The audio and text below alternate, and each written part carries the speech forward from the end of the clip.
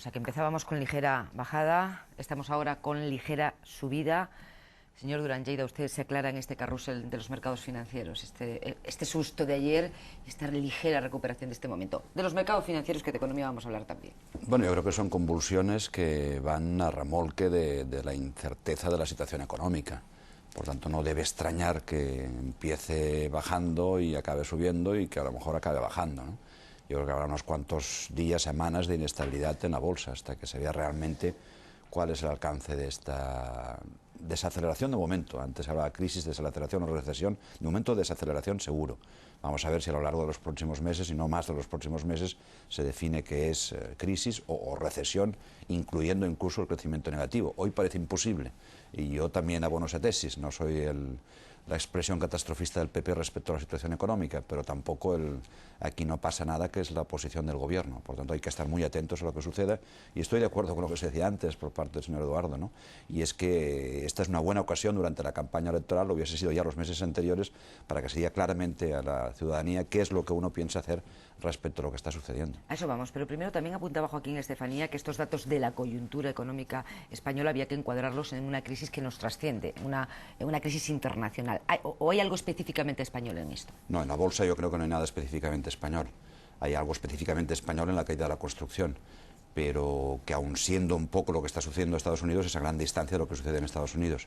Aquí no hay el tipo de hipoteca que se ha hecho en Estados Unidos, aunque también hay un tipo de hipoteca que se ha facilitado más allá del importe necesario para la construcción de una casa, y a través de la hipoteca para la construcción de una vivienda lo que se ha incluido es el crédito de consumo, pero no es comparable con lo de Estados Unidos. Por tanto, no, en la bolsa no creo que tenga ninguna otra trascendencia que la consecuencia de estar en una economía global, y que lo que sucede en Estados Unidos, cualquier movimiento de la Reserva Federal de Estados Unidos, cualquier movimiento en cualquier mercado puede repercutir en la bolsa española. Y en el resto de los datos de la coyuntura, datos muy negativos en la última semana, ¿a qué habría que atribuirlos en España? Bueno, algo que alguno en particular, hace meses, quien haya querido escucharme en el Congreso de los Diputados, en el último debate del Estado-Nación, último debate de presupuestos, que venía diciendo. Es decir, yo no estoy de acuerdo, como acababa de remarcar ahora, en la visión catastrofista del Partido Popular de la economía, porque la macroeconomía sin duda son cifras importantes, interesantes de tener en cuenta, y no se pueden ignorar los efectos positivos de las mismas, pero tampoco podía hacerse, y se ha hecho por parte del gobierno, ignorar algo que era, primero, la economía tenía dos bases fundamentales, que era la construcción y el consumo interno. Ahí había dos déficits notables que en los últimos tiempos además se han agravado, que era la inflación por una parte y la dependencia exterior, del ahorro exterior. Y eso, en la medida que se ha tocado nuestro sector de la construcción y en la medida que el consumo también va tirando hacia abajo, ya se veía que en el último, mientras crecía nuestra economía al 3,8, el consumo crecía, el de IVA, lo que se recauda en IVA, crecía simplemente entre 1,5 y 1,6, ya se veía un desfase. Por lo tanto, los dos pilares fundamentales estaban, uno en crisis segura, que era la construcción, y el otro con posibilidad de entrar en crisis. Por eso había que adoptar medidas que al menos una de las dos, no podía ser en el caso de la construcción, sí en el caso del consumo, pudiera atajarse, acortarse, que no hubiese una caída brusca del consumo, y eso no lo ha hecho el gobierno. Aparte que no ha transmitido la confianza. La confianza no se transmite ignorando la realidad. La confianza se transmite diciendo, mire, esto está así, pero vamos a hacer, antes se apuntaba esto, esto y esto. A corto plazo vamos a adoptar una medida que es para inyectarle más dinero en su bolsillo, y es que usted le voy a rebajar las retenciones del IRPF y del IRPF, vamos, que usted devenga en función de su salario y en función de sus pensiones. Y en segundo lugar, mire, a corto, inmediatamente cuando se constituyan las Cortes, hay que actuar en IRPF, pero hay que de una vez por todas, cosa que no se ha hecho estos 4 años, pero tampoco los 4 años anteriores, actuar inmediatamente. ¿Dónde? Reformas estructurales, energía. Estos días se ha hablado mucho de Endesa por otras razones, pero aquí no se ha liberalizado el sector energético, aquí hay un gran coste, hay una gran dependencia exterior, hay que actuar. En el mercado laboral no se puede seguir exactamente con los mismos criterios. Es cierto que se decía, por una parte hay letreritos donde se demandan personas para trabajar, y por otra está subiendo el paro, la desocupación, por tanto. Sí, es cierto, porque como se apuntaba por el señor Estefanía, resulta que hay mucha gente con muy poca formación que trabaja en construcción, incapaz de hacer un trabajo alternativo. Ahí tenemos otro problema estructural, que es la formación, no ya la formación profesional, que es otro déficit de nuestra economía. Todo eso hay que anunciarlo a corto o medio plazo como temas que uno tendrá prioridad. Y el mercado laboral hay que introducir un criterio, el que está introduciéndose ya en el lenguaje de la propia Unión Unión Europea, que proviene de Lisboa, de la Declaración de Lisboa, que es la flexiseguridad. Es decir, hay que tender a un mercado distinto y hay que procurar que una persona, si se le ofrece un trabajo y esta persona no quiere coger ese trabajo, pues se quede sin la prestación de desempleo. Hay que decir cosas que no se quieren decir. Hay que decir que hay que trabajar más, hay que decir que el esfuerzo es fundamental, el reconocimiento de ese esfuerzo, del mérito, y aquí lo que se pasa es prometiendo la creación de 2 millones de trabajo unos y 2.400.000 los otros. Y así no vamos a ninguna parte, así no se genera confianza alguna. Supongo que todas esas medidas que ustedes consideran indispensables irán incluidas en su programa electoral para estas elecciones y que serían susceptibles de negociación si el voto de CiU hiciera falta para garantizar la gobernabilidad de España. Sí, pero de momento lo que hay que hacer es explicar lo que pensamos al respecto y lo que proponemos. Con el aval, insisto, de que no son propuestas que se hayan introducido en vigilias de campaña electoral, sino que se han defendido durante estos meses. Y en segundo lugar, bueno, pues quien nos necesite nos vendrá a buscar. Sí, no, pero yo iba por lo de la economía. Usted, entre los dos partidos que obviamente pueden gobernar España, que son el Partido Socialista y el Partido Popular, y esta es la pregunta del millón que le hacemos siempre que viene CiU, con quién pactarían un gobierno, pero en esta coyuntura económica en concreto y con esas recetas que ustedes van a incluir en su programa electoral para salir de la crisis, ¿con cuál de los dos programas conocidos se identifica más? De lo que se sabe, de lo que han adelantado. Con ninguno de los dos. Es que no puedo sentirme identificado con ninguno de los dos, pero si no hay programa electoral, lo único que hay promesas. Y es el momento de no hacer promesas. No es el momento de lanzar la casa por la ventana, como está haciendo el Partido Popular y el Partido Socialista. Yo no me fío de sus recetas, me fío de las mías. Creo sinceramente que Convergencia y Unió sí es una seguridad. Lo ha sido siempre en 93, cuando la crisis económica, quien fue una baza segura para recuperar la situación económica de este país fue Convergencia y Unió. Por lo tanto, no me fío de ambos, no me fío de ninguno de los dos, no me fío de sus recetas económicas, no las dan.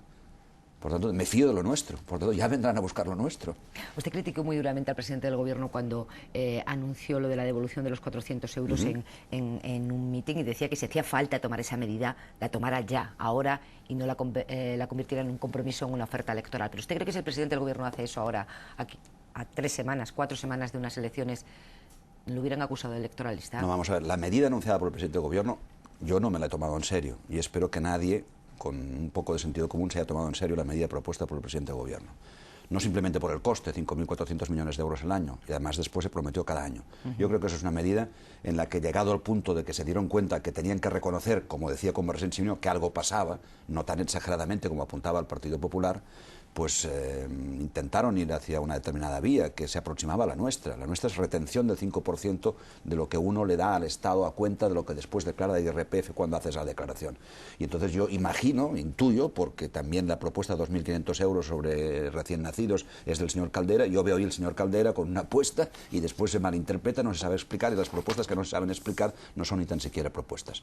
Pero yo creo que si el presidente del Gobierno, no ahora, sino en diciembre, incluso en septiembre, octubre, hubiese adoptado la medida de retención, de disminuir las retenciones del 5%, nadie lo hubiese tildado de electoralista. Es así, claro que sí, esa es una paga electoral, que además excluye a los trabajadores autónomos. ¿Por qué? ¿Por qué 400 euros y no 500? ¿Por qué no se incluye a los trabajadores autónomos? ¿Por qué se excluye a los agricultores por cuenta propia? Por tanto, espero que nadie se haya tomado en serio esa medida. Luego volveremos a la economía, me imagino, con la intervención de mis compañeros en la mesa, pero yo quería que escucháramos juntos las palabras de ayer del presidente de la Conferencia Episcopal, Monseñor Blázquez, que intervino por fin tras la polvareda que levantó la nota de los obispos sobre las elecciones. El Evangelio no se identifica con ningún proyecto político.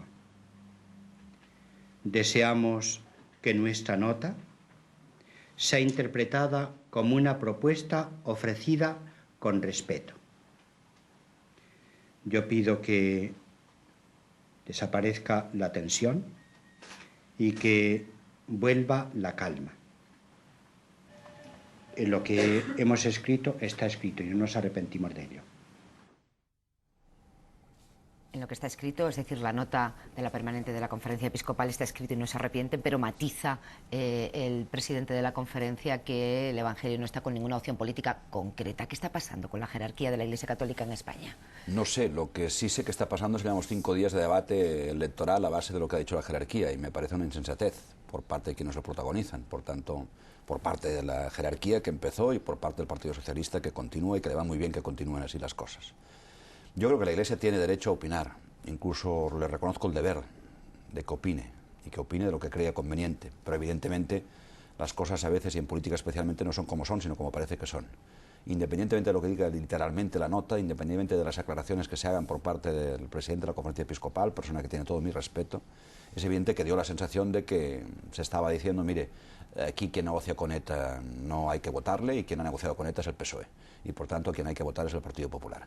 Yo creo que fue un error, sinceramente. Ahora, a eso se ha abonado el Partido Socialista, que juega con ese error de los obispos o de la permanente de la Conferencia Episcopal. Afortunadamente en Cataluña ha habido voces muy distintas, muy nítidas, muy claras, que han abundado mucho más en esa opinión que acaba de expresar el Monseñor Blázquez. Otra declaración de las últimas horas, la del ministro del Interior, que decía que no hay siglas durmientes a propósito de la izquierda abertzale del entorno de ETA. Y otra izquierda abertzale que no lo es, de la que sí lo es. Dice que si se legaliza a ANV y al PCTV, lo que llamamos la izquierda abertzale próxima a la banda terrorista, no estará en las elecciones porque no hay siglas durmientes. No hay en este momento ninguna sigla durmiente, esas frases tan terribles que se emplean, ni hay ninguna agrupación electoral que permitiera camuflar a la izquierda abertzale que no condena la violencia a la hora de ir a las elecciones. ¿Comparte esa reflexión? ¿Que no estarán presentes en las elecciones si es que se legaliza finalmente estas dos siglas? Más que compartir la reflexión, comparto, tengo confianza en lo que diga el ministro de Interior, no por ser Rubalcaba y ser amigo, sino porque la he tenido en todos los ministros de Interior. Incluso cuando en alguna ocasión después me he dado cuenta que no han hecho correcto o no han hecho bien sus cosas, ¿no? Sus tareas. Ahora, a mí lo que me duele de todo el proceso de legalización de ANV es que se haya jugado tanto con este tema, ¿no? Primero jugó el PP durante muchos meses y ahora también creo que lo está haciendo el Partido Socialista. Yo creo que está queriendo toda prisa, toda pastilla y legalizar a ANV por motivos electorales. Antes jugaba con ello el Partido Popular por razones electoralistas y ahora lo está haciendo el Partido Socialista. Y por tanto ambos están jugando con el terrorismo, es decir, no simplemente la Conferencia Episcopal se equivocó de introducir ahí el tema terrorista, sino creo que también ambos partidos han jugado grados distintos, por favor. Nadie me interprete que estoy diciendo lo mismo que haya hecho el PP durante estos 4 años que el Partido Socialista. Pero en estos momentos también está jugando el Partido Socialista. Y yo siento una vez más, pero debo decir que quien nunca ha jugado en toda la historia política democrática con el terrorismo ha sido Convergencia y Unió. Y por tanto también esta materia, sinceramente, me creo con autoridad para decir lo que acabo de reflexionar. Las últimas veces que hemos tenido en los desayunos al señor Duran Lleida había tensiones internas en CiU, algunas muy evidentes y muy explícitas que se vieron aquí en este programa sobre cosas fundamentales como la definición del catalanismo, sobre qué es Cataluña y cómo debe relacionarse con España, sobre qué grado de compromiso tienen que tener con el gobierno del conjunto del Estado o no. Eso está resuelto. Sí, pero nunca llegó al duelo de titanes de Lucía, ¿eh? Bueno, hubo alguna frase bien sonora en este programa. El cataplino. No. Eso está resuelto. No. Sí, la CiU que se presenta, la Federación que se la presenta a las elecciones... presenta a las elecciones se presenta con un programa nítido donde no hay diferencias entre uno y otro partido. A partir de aquí, el mes de junio, Convergencia tiene su congreso interno y, consecuentemente, le corresponde a ellos debatir y decidir cuál es su futuro como partido y su orientación. Pero lo que es el programa electoral, nuestro compromiso de cara a la política española en lo que hace referencia al reconocimiento de Cataluña pasa por el compromiso de hacer cumplir el Estatuto. No tenía otro sentido que no fuera así. El Estatuto es el último gran pacto que se ha hecho al respecto y lo lógico es que nuestra obligación sea intentar hacer cumplir ese Estatuto y lo vamos a conseguir a la medida que tengamos fuerza política. Por tanto, no hay matices ni diferencias respecto a cuál es el programa, los compromisos para estos 4 años. Cada partido, eso sí, se ha puesto de relieve y se ha querido, por otra parte, matizar y subrayar a la vez, tiene su propio perfil. Por tanto, hay que acostumbrarse, lógicamente, que aún sumando y multiplicando, cuando se suma, con el caso de Convergencia y Unió, son partidos distintos y cada uno puede tener matices distintos. El PSC proponía esta semana un sistema de financiación para Cataluña similar al concierto vasco. Bueno, estamos en campaña electoral porque esa misma propuesta no la sostuvo ni la mantuvo cuando el debate del Estatuto en Cataluña. La fórmula final que aparece en el Estatuto, aprobado ya, no es la del concierto vasco, aunque se persiga resultados equivalentes, no es el concierto, y esa es una fórmula que introdujo Convergencia y Unió. La fórmula aprobada por el tripartito era menor en cuanto a las repercusiones positivas para Cataluña, por tanto está bien, estamos en campaña electoral y por otra parte fijar el horizonte de que los resultados se aproximen al concierto vasco siempre tiene un grado de ambigüedad que permite por tanto hacer un determinado discurso político. Son las 10 de la mañana, Joaquín, Eduardo, que te veo con ganas. No, bueno, yo tengo aquí varias cosas. Ustedes representan un partido que siempre ha hecho gala, y además yo creo que justificadamente es un partido que cree en las instituciones, en las reglas del juego, y que eso es lo que define la política, ¿no? El juego político. ¿Qué pasaría si el Tribunal Constitucional anulara determinados artículos importantes del Estatuto catalán, porque sin embargo el discurso político que hacen ustedes allí es que eso crearía un problema político de mucha profundidad, cuando no es más que el pronunciamiento de una de las grandes instituciones del Estado. Bueno, pero una sentencia o una decisión del Tribunal Constitucional no es, a mi juicio, contradictorio el respeto al mismo en señalar que habría un conflicto político, que duda cabe. Si la principal norma de política de Cataluña, que es el Estatuto, pues no tiene el placer del Tribunal Constitucional, habría un problema político. Dicho esto, precisamente por la primera parte que ha definido Convergència i Unió, y a mí especialmente, yo respeto cuál sea la sentencia del Tribunal Constitucional. Es más, yo confío en que la sentencia será positiva para nuestro estatuto. ¿Por qué? Porque si hasta en la propia campaña electoral yo defendí la constitucionalidad de nuestro estatuto, no tiene sentido pensar que no sea constitucional de acuerdo con mi propia opinión. Y en segundo lugar, porque yo sí, a pesar de que no lo han hecho en los últimos tiempos, especialmente ni PSOE ni PP, yo sí creo en el Tribunal Constitucional. Es que tengo la obligación de creer, porque yo creo en este Estado de Derecho, y como que creo en el Tribunal Constitucional, en lo que es referente a la interpretación de la Constitución, es el máximo garante. Si la sentencia finalmente no corresponde a lo que yo creo que es ajustado a Constitución, y por tanto crea un problema político, pues al día siguiente ya nos sentaremos en la mesa de manera serena y decidiremos lo que hay que hacer. De momento yo confío en que la sentencia será positiva para nosotros. Otra cosa que es que el Estatuto es farragoso, es largo, por tanto algún artículo siempre puede ser declarado inconstitucional, pero lo que es el grueso del Estatuto, yo sigo creyendo que es constitucional y sigo depositando la confianza en el Tribunal Constitucional. Joaquín. Sí, señor Durán, vengo de Barcelona, donde he estado unos días, y me encuentro con un ambiente un poco raro. El señor Maragall hace un artículo y dice que hay que votar en blanco. El señor Barrera dice que no va a votar a Esquerra Republicana. El señor Pujol, en cambio, interviene diciendo sí, hay que votar, y hay que votar cada uno en consecuencia con su ideología. ¿Qué es lo que está ocurriendo? ¿Hay un grado de desistimiento sobre el sistema, sobre el momento electoral o sobre el sistema propio? ¿Qué es lo que está ocurriendo? Porque es verdad que son unas declaraciones ciertamente estridentes, ¿no? Pero fíjese, yo creo que usted define muy bien la situación. Es decir, el señor Maragall opta por votar en blanco, el señor Barrera opta por votar en blanco y el señor Pujol opta por defender el voto Convergència i Unió. Eso significa que el señor Maragall cree que su opción política, la socialista, ha fracasado y que no merece su confianza. Heribert Barrera, Esquerra Republicana, cree que su opción política ha fracasado y no merece confianza, y Pujol sigue expresando la confianza. Bueno, pero esa es una declaración, digamos, partidista. Yo lo que quería que me hiciese una un poco partidista más... pero objetiva, atención. Partidista pero objetiva.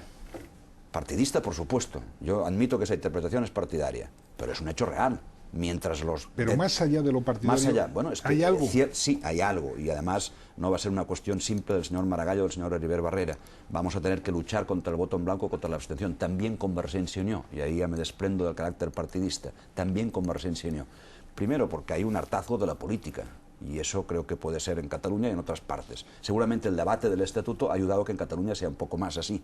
El Estatuto no nos ha salido bien, lo ha dicho el presidente Pujol, ni nos hemos gustado ni hemos gustado.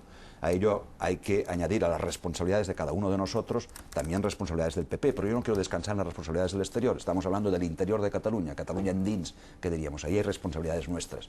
Después resulta que pues Cataluña siempre creo yo que ha estado maltratada, en el resto de España se pensará que no es así.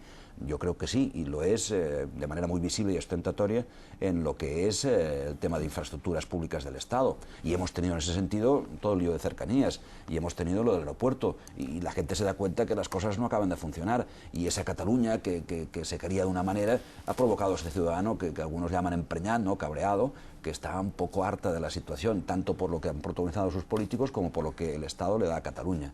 Desde ese punto de vista, además, Convergència i Unió añade otro factor muy propio de su propio electorado, y es el siguiente: mucha gente nos ha votado. Hemos ganado las elecciones, me refiero al Parlamento catalán, y después han gobernado otros. Eso también crea una decepción. Yo ya les voto, yo se voté, pero no sirve para nada. Finalmente gobiernan otros.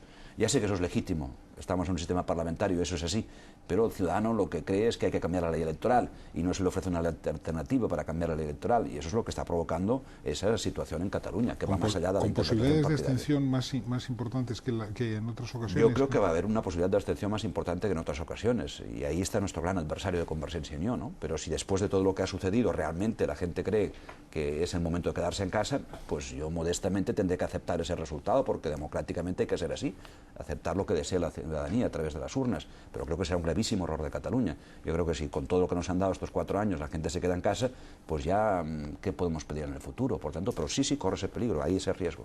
¿Cómo les afecta la polarización de la campaña, que es evidente? Bueno, siempre hay una campaña que es la de elecciones generales a Cortes Españolas, en la que a Convergencia y Unió le cuesta meterse de por medio, ¿no? Y también esta, por supuesto, y además cuando el debate no es político, yo me harto de explicar nuestra posición sobre energía, que para nada estoy de acuerdo con lo de que no se pueda debatir energía nuclear, hablo de nuestra posición en materia de lo que es transferencia, trasvase en este caso del Roine, del río Ródano, yo hablo también de lo que pueda ser las propuestas económicas que antes cité, de una apuesta en lo que es inversión en la familia por cuestiones de natalidad, etcétera, etcétera, pero cuando el debate es Conferencia Episcopal, Partido Socialista, evidentemente quedamos fuera de juego.